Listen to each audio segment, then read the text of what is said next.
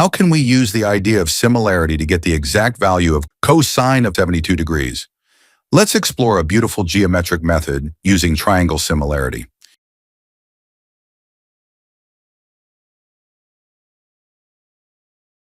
Consider the isosceles triangle ABC, where AB equals AC equals 1 unit.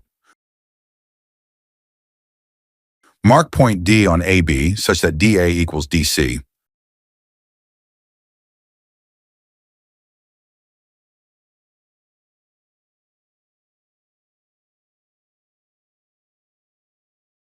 Then angle DCA equals angle DAC, which is 36 degrees.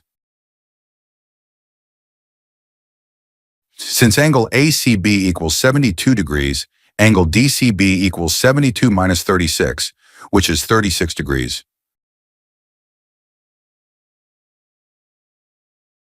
Therefore, angle BDC equals 180 minus 72 minus 36, which is 72 degrees. That means triangle BCD is also a triangle with angles 72, 72, and 36 degrees.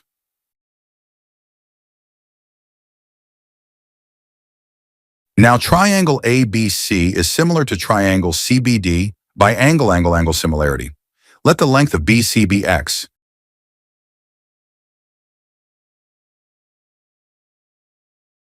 Then AD equals DC equals BC equals x. Since AB equals 1, we get BD equals 1 minus x.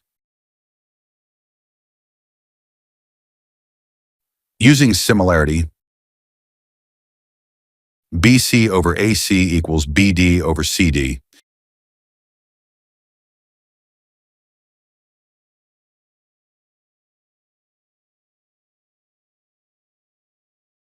That gives x over 1 equals 1 minus x over x.